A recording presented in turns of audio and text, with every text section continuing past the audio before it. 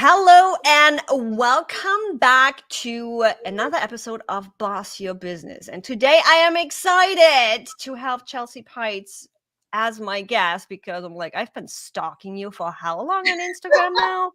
I don't Well, think what's we talking actually if have, you're friends? We're friends now. we are friends now. I don't think we actually have met in person though yet. We This is did. We met in San Diego, and you brought me a bottle of champagne, which we enjoyed on the rooftop of the hotel. Look at that. See, this is how social media and real life literally just funnel into each other. I'm like, I know your life, I know your hubby, I know your kid. And Mhm. that's exactly what we're gonna talk about today. But let me introduce you to Chelsea first. Chelsea helps real estate pros get unstuck from their social media overwhelm by creating a sustainable, attraction focused content plan that effortlessly attracts leads into their business. You're also a best selling author, podcaster, international keynote speaker, workshop creator, wife, mom, and rescue dog owner. And guys, I got to tell you, those dogs, you need to go check out Chelsea's Instagram and the stories. I swear I'm there for the dog and the kid content. That's what everybody says. It's the happiest little space in Instagram. If you like dogs and you like, a kid here and there, it's going to be great.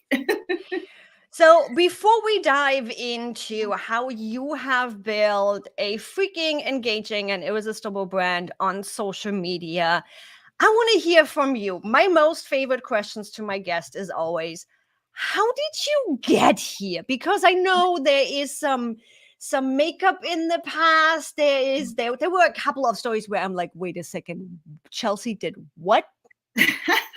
Yes, I've tried a lot of different things. And I will tell you that and I think many people resonate with this idea that I never really envisioned that I would become a speaker or a coach. I never thought I would write a book or two.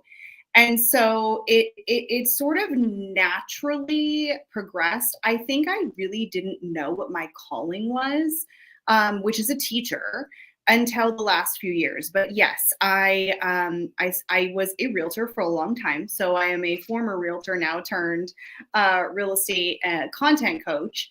And I was a realtor, and I enjoyed that because I enjoyed talking with people. I enjoyed helping people. And so there was sort of that commonality of like wanting to help people, wanting to teach. And I really, really enjoyed it. And I loved looking at houses, right? I never got tired of it. It was like one of the best things ever. It was so fun. So I really enjoyed that. It's like the real life Pinterest board. It is. It's that show.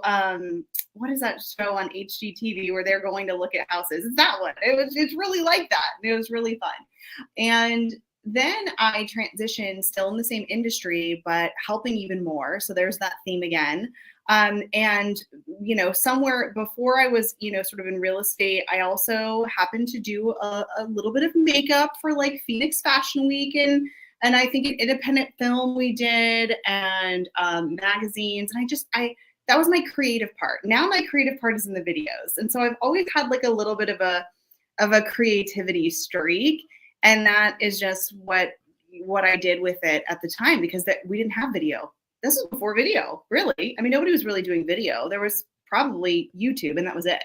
So that was Yeah, sort of that my was that was the beginning of YouTube at that time. I'm Mhm. like, yeah, I still think back. I'm like, my late husband literally used to film on tape and needed a cutting machine to edit video in those days. Yeah, it was not as easily accessible as it is now.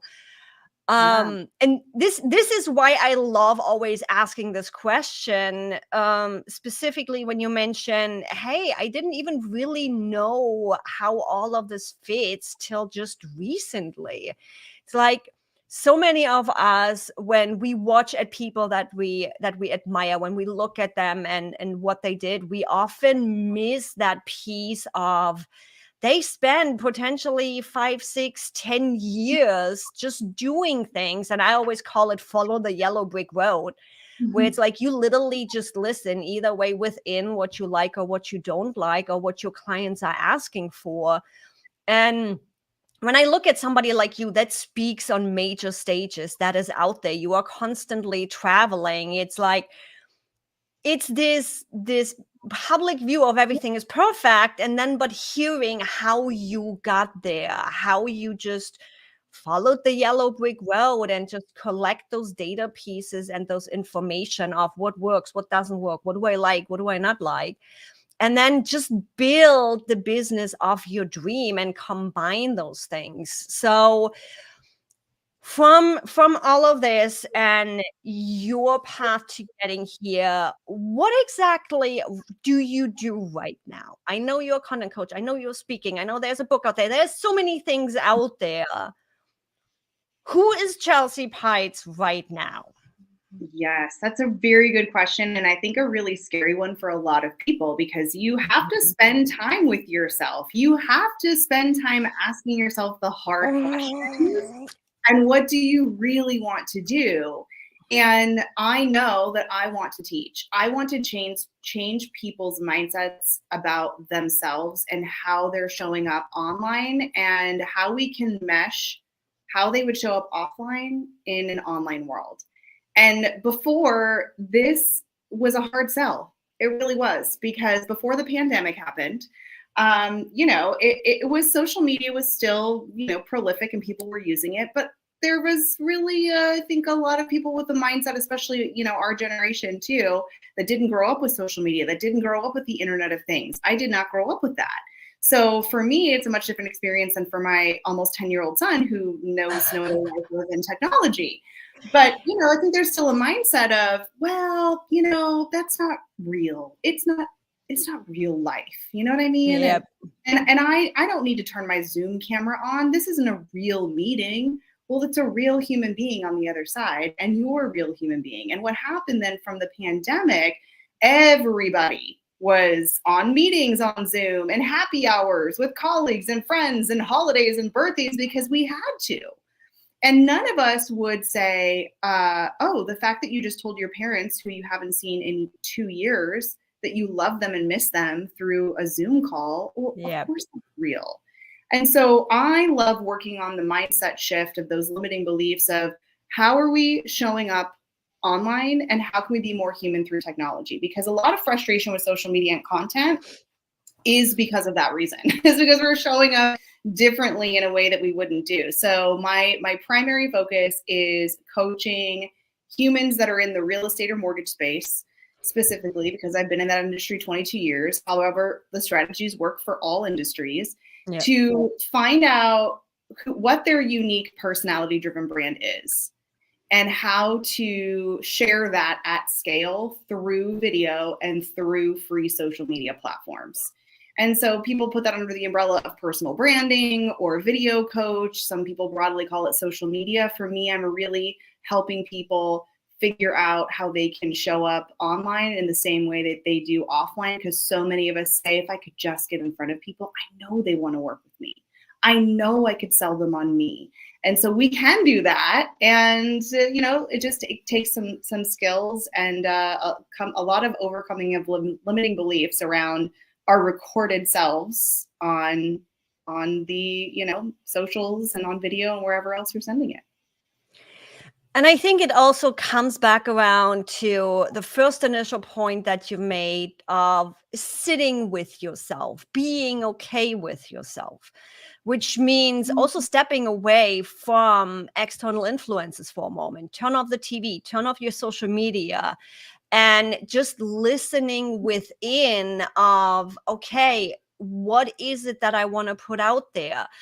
What do I want to stand for? What is my goal? Who am I? And it can become really easy to, hey, I need to be on social media. That's what my clients are. I need to do, and using it as a noise machine to not listen within.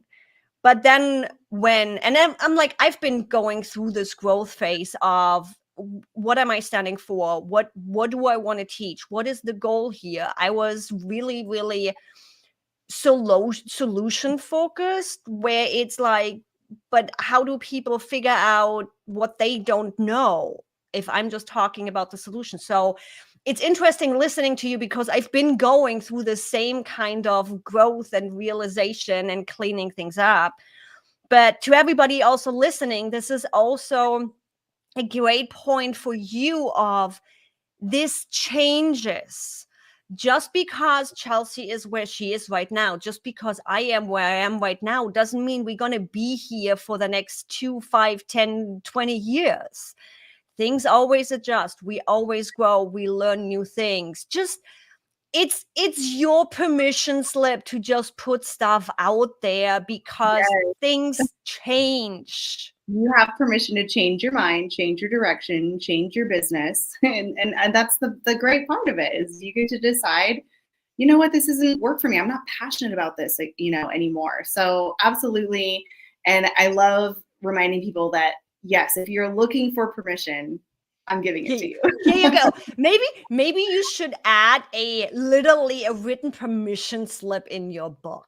Oh, that's a great idea. I'll think about that. I'll credit you on that. This is dedicated to Evie.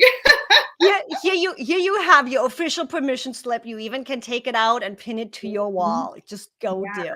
And the permission also is that it's okay if you don't know any of those things yet. And just start in the middle, start at the end, start somewhere. And if you can stay with it consistently enough, like anything else in life, you're going to learn what you like, what works for you, what doesn't work for you. And the hard part is a lot of us are seeing content that we think we then have to do that or like that do it like that person or like a copy, and it's a very normal spot to be in. Say, I just don't really know. I mean, the worst question I feel like anyone could ask me is like, what are 3 words to describe yourself? And you're like, only 3? Well, but if somebody said 3 words to describe you, I would immediately just, rattle it off. It's hard when we're living with ourselves every day, right? It's hard for us to bring out the story and to bring that out of ourselves. And that's where we get stuck a lot. It is, oh my gosh, I don't have anything to say. Everybody's already said it. I don't think anybody cares about my opinion. I'm afraid to share my perspective because what if somebody else doesn't like my perspective? And all these things that go into our minds that just keep us from like, let's just do this because it seems like this is working for someone else. So let's do that. And then you end up not enjoying the whole thing. But I think especially right at the early stages of beginning of trying something, I think there is an advantage to mirroring others and testing things. Absolutely. That's how we get the data of, yeah, not my thing. Yeah, or I really like this. Absolutely. So it's somebody else did it, go try it. You like it, you don't like it, awesome. But you don't have to be a full-on carbon copy because look at the people you like. Mm-hmm. They carved their own way. There is no other Chelsea Pites out there that shares BP using his butter without a knife on the toast or not resetting the microwave timer. Yes, that's the stuff that I know about her family because I'm literally glued to her Instagram stories. It's relatable. It's hilarious. And I don't even want to know how many blankets you have around the house because you always find a dog hiding under one somewhere and it's always another room. But this comes down to you have built your own irresistible brand because literally when I see your Instagram story pop up, it's one of the, okay, I need to see what Chelsea is up to. It's this, I don't want to miss out what's happening. I don't want to miss out on you using cigarette paper as blotch paper. I was laughing so hard at this one where it's like, I had no idea. I was like, well, this is so nice that you are just giving this away. And I'm like, and it's like, that's why I'm following Chelsea's husband, BP, by the way, because I also get to see the other side of the story. And it's just, it's real. It's like, even though we've seen each other, like, I think once or maybe even twice in person, it's, I can call Chelsea up and be like, girl, what the heck are you doing? Seriously? Because I literally know what's happening in her life. And I'm not even a real estate agent. That's how you build an irresistible brand where people literally are waiting for Chelsea's face to pop up in Instagram stories so I can see what the heck they are up to. Before we dive into the nitty-gritty of processes and tools, for anybody that wants to maybe test a couple of things, maybe follow your example, what would you tell them how they can start building an irresistible and engaging brand online, no matter if that is going to be Instagram or another tool? Right. Yeah. Any tool. It does not have to be a specific platform. I always start with teaching almost the opposite. So I have this little phrase, I say less contenting and more commenting. And I like that for any person, beginner, middle, advanced, because we have to understand the core of the products. These products want us to spend time communicating with other people. Their major competitors are your phone, really, and email. And how easy and convenient is it that I don't need to actually, I don't have your phone number yet. I can get a hold of you at any time. And yeah, so, I don't think you do. No, I don't have the phone numbers of most people. And then I'm like, oh yeah, I don't have your phone number. So can you send that to My me? Instagram better not get blocked or something.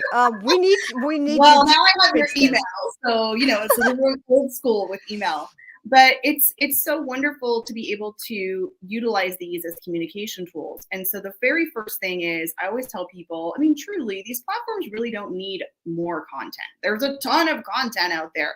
It needs to be used and leveraged as a human communication portal, not a copy paste, not a selling in the DMs. No, for actually saying, how can I talk to more people? How can I be a human being today and do something that is a little unscalable? And I know that you are all about scalability. I am too. We're going to talk about this. You cannot leave the human aspect. No, if you leave the human out of it. Totally. If you, the unscalable things, which are always human, those are the things that make the difference. And also what's great about it is that if I'm going to send a message through a direct message, or if I'm going to send a little video, which is my tip for people who are terrified and camera shy, and they're like, okay, listen, I put it on my 2021 list that for 2022, I was going to do more videos. And guess what? Y'all procrastinated and nobody did them. So now it's on your list again. The best way for you to start. I feel called out. with love. I've been there. And so the best way to start, honestly, like, here's the reason we don't love being on video, because we think that it has to have a studio, it has to have a script, or I have to say something that's thought-provoking and teach and be interesting. And all those things are great, and you absolutely can do that. But what happens is if we're new to video and we haven't really been doing stories, we have to get used to our recorded selves, because there is a massive between the recorded self and the actual self. And if you are somebody who has said, I can't stand how I look, or I can't stand my voice, great, you are human. That's wonderful, because the majority of people feel that way. If you don't feel that way, it's because you've been doing video for a very long time, or maybe you're a natural born actor and love the screen. But that's not the majority of people. So I say send those one-to-one videos through direct message. And why through direct message, not text or email? Those are also great ways to do it. I said and, it's not an or, it can be an and. The reason I want you to send those videos to people that you know, not strangers, people that you like, know, and trust, your past clients, current clients, friends, people that actually could refer you business. I want you to get comfortable with a more authentic version of you on video, so that you're growing that confidence. And what happens is when you post about your sweetheart dog, and I ask you, oh my gosh, Evie, how's the dog? How's everything doing? I'm worried, and I'm just thinking about you guys, and I just love him, and give him a scratch for me. Now, what I'm thinking of is not a script, because we don't need to script human interactions. I'm just talking to you, right? And you're like, that's so kind. I love that you were so thoughtful. So you feel good. I feel good because I sent something that was kind. But the best part about it is that when I'm not thinking of a script and I'm only thinking of you, something happens with my body language. Something happens with my voice. Something happens with my face. And I start to embody the more real me that feels like me. And I'm like, okay, well, I didn't love being on camera. The lighting wasn't amazing, but it wasn't too bad. I mean, I think I can do that again. So I want you to get exposed to your recorded self in the most authentic way we can possibly do it. And jumping right into something where you're like 3 reasons to blah, blah, blah, blah, blah might be a little bit more difficult. So the other bonus is that when you're sending it through DMs, as you know, that is a very weighted data point in the algorithm, and it's going to work smarter and harder for your content. We want leverage, which is all about systems and productivity, is leverage. And if you're leveraging direct messages and you're sending a quick 10-second video to someone that literally took, seconds out of your day, what's going to happen is that algorithm is going to say, oh, well, let's make sure we keep showing future content that wasn't made specifically for Evie and her dog, but was made by Chelsea. And so we're going to serve it up. Great. Love that. If I send it to you in a text message, it's awesome. You are like joyous that you received it. And that's it. That's where it ends. There's nothing else that's going to say, oh, and let's show you more of this person. You actually have to text that person every single time. And it's sort of a one-time experience. So I think that is a really great way to start. And if you've already been doing videos, it's a good place to go back to, because the whole thing is about communication. And we forget about people. We're like, oh my gosh, where has that person? I have not seen your stories in forever, because we get used to talking to the same people and seeing the same things. And we have to get out of our box and our list and say, I need to proactively engage. And when you proactively engage and you're commenting over contenting, first of all, it's a whole lot easier to do. You're not stressed about creating your time blocking and your contenting and your batch creating and my captions and my hashtags and all the things. And everyone can do it. It eliminates the excuses, because it just only takes you 10 seconds. You just open it up, record, boom, there we go. And there are so many other advantages next to the data triggers and everything. So why I love video. And by the way, when I started video, and even now, I still have moments where I'm like, damn, Evie, you sound quite bitchy right now, just because with the German accent and everything, which leads me to one of the advantages of really video messaging or putting your face out there is people perceive you differently. When I just send a voice message, they only have their perception of my voice. Now, I can be snarky, I can make crappy jokes, and I do have this accent, and I have this straight up forward, this is my language from being a German.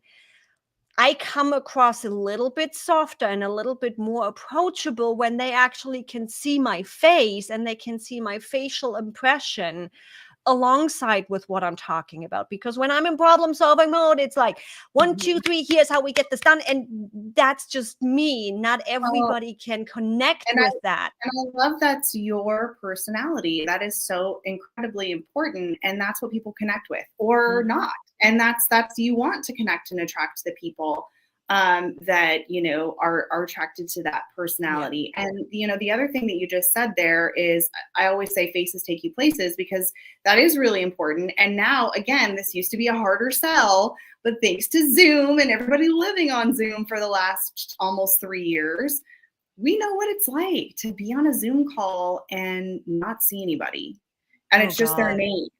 And like your energy level is just, we have to see human faces to connect with people, to understand them, to relate to them. Yeah. And when I'm doing Zooms, and I do a lot of virtual presentations, I will tell you that virtual presentations are much more energetically draining for me than anything that I'm doing on a stage in the physical world live. And that's because I specifically amp up my energy level. I imagine I'm talking to someone. I lean in, I use my hands, my voice is going up and down. I'm doing everything I can to come across as human. And I have to really amp it up when I'm on Zoom calls. So you're right. We have to, as human beings, it is wired into our brains. We have to see something. Like, when somebody walks in that really well and they've had a horrible day and you're like, body language, like I know that's how we communicate. And so, yes, if your content isn't showing your personality, you as a human being, and your perspective, which is the only unique content, people are going to take longer to connect with you. And it really is like this unfair advantage that accelerates this trust, and people don't even know what's happening. It's wild, right? So it's working for you and don't even know it. Even if nobody's engaging, they're connecting while they're consuming. Oh my God. How often have we had the situation where it's like, oh my God, I've been watching you for years. And I'm like, I've never seen you in my comment section. Yes. One of the most impactful stories for me was when my late husband was going through cancer, and we shared our cancer journey as much as possible public. Again, not all the time because you were dealing with appointments and all the stuff. But at some point towards the end of that journey, I got a message, a DM that said, thank you so much for you guys sharing your story. I've been following your journey, and you gave me the strength to tell my family that I'm going through cancer treatment. And I'm like, holy moly. First of all, the impact we had on somebody making a decision like this. But I had no idea who this person was. I have never talked to her before. People are watching. And I know, as somebody that is on YouTube, as somebody that puts out content, it can be devastating when you are not getting the numbers or the comments you want there. Find yourself a partner. I know you have an amazing business partner that can help you ramp you up, cheer you on, because people are watching. Even if they're not commenting, even if they might not be liking, they are watching. So find yourself a cheerleader that can help you stay on track, because people do watch. And if you are a metrics person, I am not a metrics person, but if you are a metrics person, and I say that I'm not because I know myself, I know that I love excuses. I know that if I see things going down, I'm going to feel like not very good. And I'm going to be like, oh, I just don't want to do this anymore. I know myself.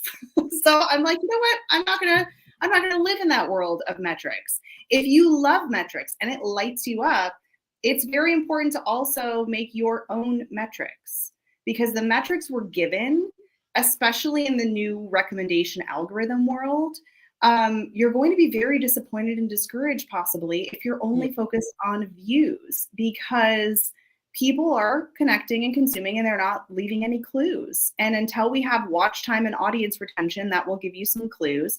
But what if you let that go, if that's been holding you back? And what if you make your own metrics? Like maybe your metric is, do I smile in my videos? And maybe you haven't before. Do I start my videos with a question instead of so? Because I do that. That's my verbal tick. I say those so. little habits that we do. Oh my God, yes. And so maybe that's what you're measuring. Maybe you're measuring how often you're posting for the next 90 days, and you're going to commit to twice a week, because we can't control if someone likes it, but we can control how often we're posting, how many people we're talking to. You can control those things. And oftentimes when I can control the things, I find that helps me have something to measure and feel good about that I actually can impact or change. So if you are a metricser, just make sure you're measuring meaningful metrics for your business. And that can be quite a holdup. That's one of the things that I have been struggling with this year, where right now we are revamping the YouTube channel completely with a different focus, where it's like, I compared myself to YouTubers who are YouTubing to YouTube. I am on YouTube to educate and get in front of clients, which is a complete different strategy. So it's like, it took me a while, guys. You guys know I'm a data hawk. I love numbers to figure out what works and what doesn't work. And I got into this spiral, and I'm like, okay, I'm done. What do I really care about? What is that metric that I'm looking for? So I love that tip. And especially for all of us in business, when we can find something that we can control, that we can impact, and we are not just on the effect side and we are counting on external triggers to make us happy, guys, the external triggers and metrics are going to come with you focusing on your internal triggers and the stuff that you can change. This is from the data guru. You heard it from her. If there's someone who loves a metric, it's you. I do. So I love that you do. said that. I do, to the point of where I literally have to reel myself in again, where I'm like, Yeah. girl, you don't need all the metrics. My follower count on YouTube does not matter. Not really, because I'm not on YouTube to YouTube. But we all get into this. We all get into some spirals where we are suddenly wanting and looking at things that we shouldn't, and it all matters just to take a breather, step away from everything, listen inside what matters to you, and then adjust accordingly. Right. Now, we already started talking data points, so we are getting a little bit into the techie and nerdy things now. Processes. Mm-hmm. As I already talked about, you have built your business around the lifestyle you want. You get to travel and speak on stages. You get to spend time with Mason. I heard there is a Thanksgiving vacation coming up with the whole family again. What are the processes that have allowed you to run your business so you can live the life you want? Well, the very first thing that I had to do and still do and live by, and I will tell you, I've been doing this it is a full year, because I remember reading the book, Free to Focus, Michael Hyatt, about, your calendaring and all of that. I read that book in November of last year. And so it's been a year. And I will tell you that I just changed it again, but I hadn't changed it in a long while. So I'm still tweaking. So while this did give me an immediate track to run on, I still evolved it. I still tweaked it. I tried using this. I didn't like it. Didn't work for me. Nope, I'm not going to let go of that. I still need to do it. So you'll have to tweak. And I'm somebody who doesn't like to tweak. Like, I just want to put it together, have it done. It needs to work. And so wouldn't that be nice if that actually would work like that? I know, right? So so I read this book, which is very focused on calendaring and like a 90-day and not making to-do lists and living and dying by your calendar. And so because I stuck to that, I was able to reach all of the goals I wanted to achieve in this entire year, because I would only focus on 3 goals a quarter. And every day and every week, it was different pieces to get to those goals. And so I am a to-do lister. Nothing brings me more joy than crossing off something that I have put on my to-do list. Nothing makes my brain feel freer than dumping all the things that I need to do onto a list. And so I actually still have a to-do list, but I don't look at it. I get it all out, and then I have to figure out what I'm going to pick. So as somebody who is really hard for me to do that, I had to train myself to do it. And with that, I thought to myself, well, I could never have a content day where I don't take meetings or I don't have coaching calls. Oh gosh, like what if people want that day? And I had to start saying, listen, I need to do and have appointments for myself. And that is really important, because I make more money when I make more content. I am a better coach when I make more content. I am a better human when I can be creative, and I enjoy that. So, now I focus on 3 days a week I do theme days. I have 2 days a week that are all themed around content. 1 day is podcasting and my podcasting interviews. Maybe 1 day is editing. So I'm only doing those things. And let me tell you how hard it is. So when I have an idea and I'm like, well, it's not my content day, I'm going to have to write that down. You have to be disciplined, because you'll get off track and it will become really hard. So that calendaring, and like I use, Gmail and Google Calendar. So you don't have to have anything fancy. I did try Calendly. I also, used a Dubsado as well, but I got to tell you, the Calendly did not work for me. And I want everybody to know why, because it's such a great product and so many people love it. But I found for me and my emotional and mental health, it was just easier if I looked and did it manually for most of my events. Sometimes I'll still do a scheduler for like my podcast interviews and such, but I have those all in one day now. So you got to know what works for you. And I have an assistant, and she doesn't do any of my travel. I have to book the flights. Listen, know your limits.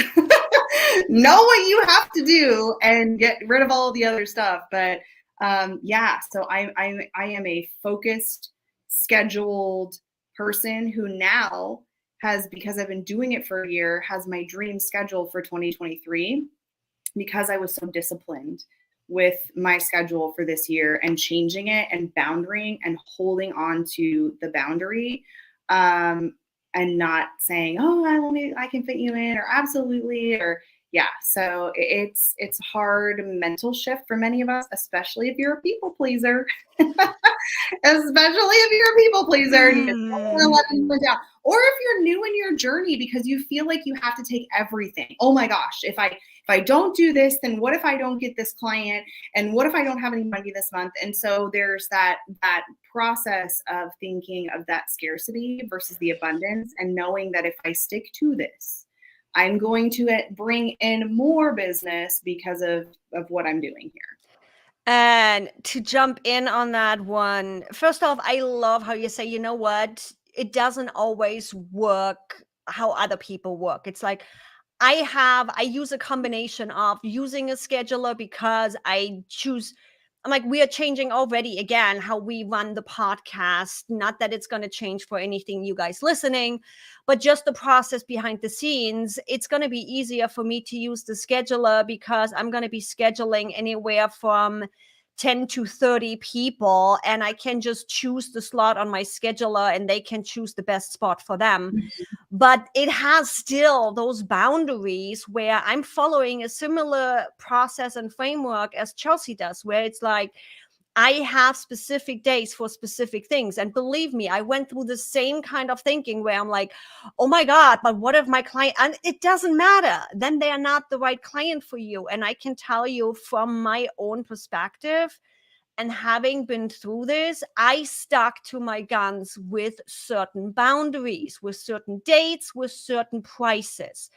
And believe me, there was a month or two where I was sweating bullets and I'm like, I don't know how and it always worked out. It always came around where that client signed up for my new pricing, where I didn't have to worry, and it was a perfect client. So make a decision, stick to your guns. There is more than enough potential clients out there that the ones that do not fit in your boundaries do not matter. Yes. And there was one more thing and I completely forgot about it. Means it wasn't important. That's what my mom always says. Yes, it wasn't important. If I forgot about it, it wasn't important. Yeah. But yeah, it's like really this batching and making decisions. It's not just a sense of setting boundaries. This was the piece. One of the lessons that have been happening for me over the last month or two in setting those boundaries, in working closely with a couple of pretty big clients, has been this perception of mine of things have to happen now.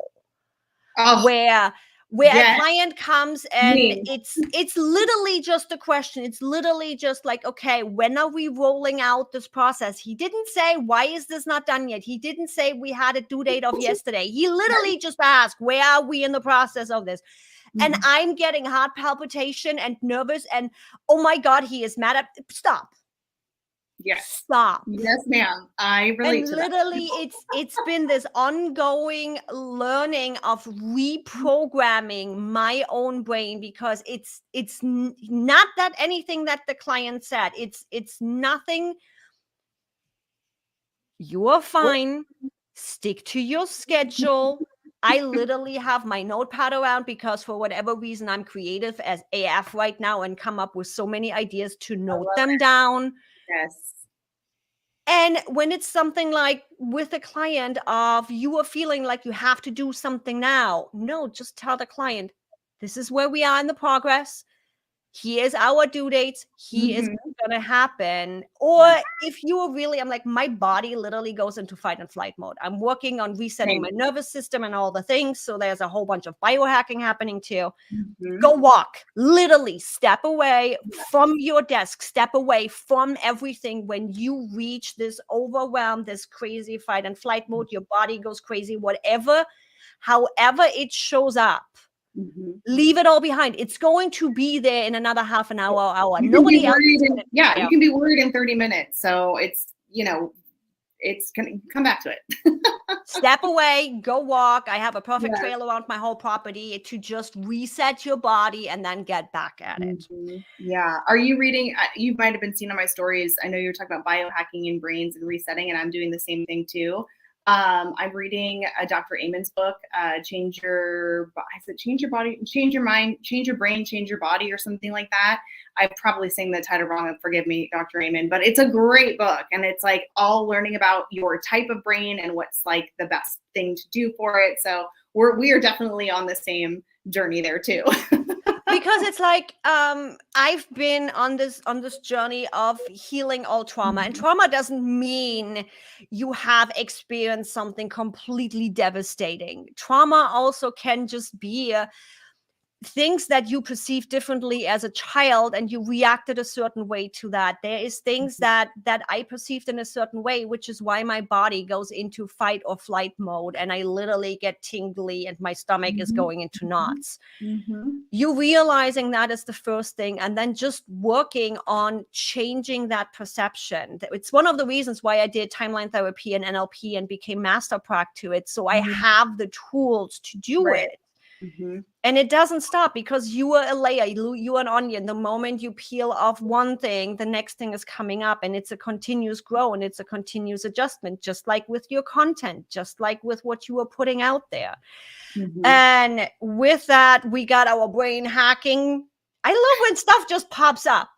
I love it. But I don't want to forget about tools. You already mentioned a couple of ones that you tried and didn't like, or that you were using. So to make sure we wrap up this whole nice package of how does Chelsea Pites build a business around her lifestyle, the tool stack is a piece of that. So what are you using? What's the tool stack that's supporting you right now? And I want everybody here to know that I had no tool stack as of this time last year.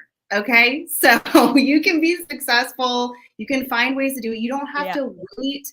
There's so many things that you can just do. And I'm a big believer in just do it, and then you can refine it later. Because I know for me, I wouldn't start.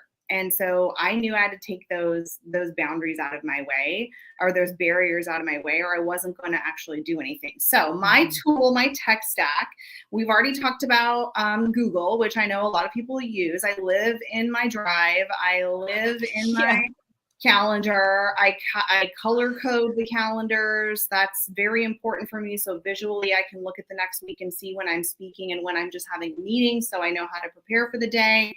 And then for tasks and email newsletters, I do use ClickUp, which I know you love. And I use that with my assistant so that we can put standard operating procedures in place when we have projects. Her brain is very good at figuring out how to organize it. And I'm like, oh, great, love that for you. My brain doesn't work that way. So here's what I want to do. And then we'll put it in there and put the task through. So we use that. Flowdesk is what I use for emails. And I love using Flowdesk because I was using MailChimp and it got really expensive. And Flowdesk is one price, and it's pretty and has templates. It's like Canva for email. And I also now, and again, these are not things I did in the beginning, I hire someone to write those for me and send them out. We talk about what I want to talk about, and then this person writes it, because the time that it would take me, that I would sit and think about copy. Which I feel you on that one. Yeah, but I had to find somebody that knew my voice and that, knows, is speaking for me basically. And I approve everything too. So I use Flowdesk. I mentioned Dubsado, which if you have clients and you're invoicing, I started with PayPal. I was doing everything manually. And then I moved over into Dubsado because you can set up things to have triggers, and you have contracts. If you are using contracts, it's really important to have those and sign those. And I've learned a lot over the year about that.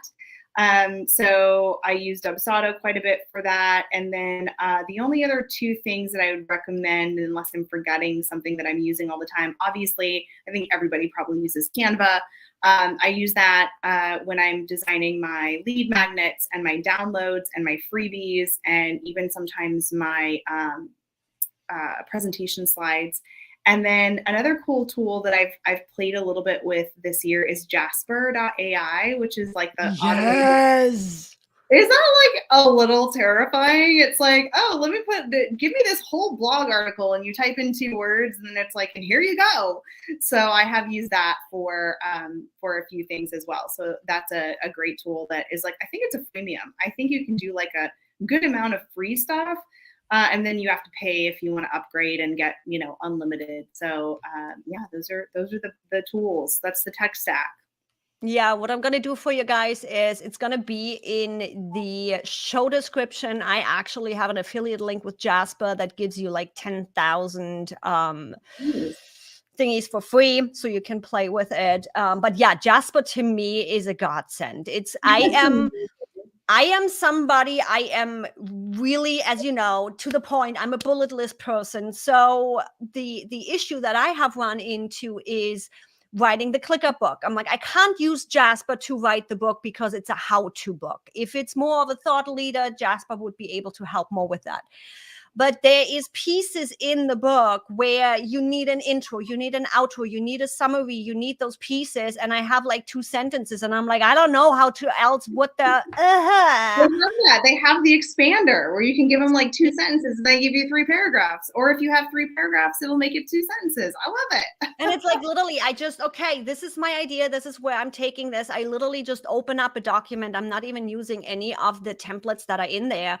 I give it the start, and then I just let Jasper keep writing. And sometimes he goes a little bit crazy. Yeah. I'm like, okay, you pulled the wrong AI information. Good. We just adjusted a little bit, and then I let him run again. But it's such a great way for me to spark ideas, to just expand on an idea, to start telling stories more. So it's not only that Jasper for me has allowed me to start writing content more, it also has allowed me to learn to tell better stories.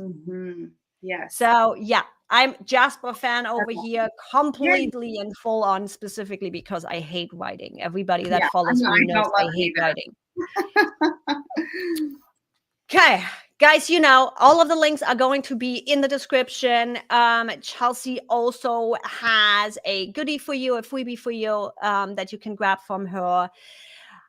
All in the description, all there for you to easily link to it. Other than that, Chelsea, where can people find you? Where can they stalk the dogs and the kiddo? Best place is Instagram. I'm on all of the things, but Instagram is my home base. So it's just my first and last name. You can find me there. And if you land on something that looks bright and happy and has rainbows, that's me. Smiley faces and rainbows, you're in the right place. And there's a lot of education around social media, video, and Instagram all throughout that page. So I can't wait to connect with the people that come from the show. Let me know that you came from the show, and I'd love to connect with you in the DMs. So great having you. I will be seeing you in your Instagram DMs because we regularly talk. And to everybody listening, I will see you again on the next episode of Boss Your Business. Make sure to hit that follow and subscribe button, and I'll see you in the next episode. Bye, everybody.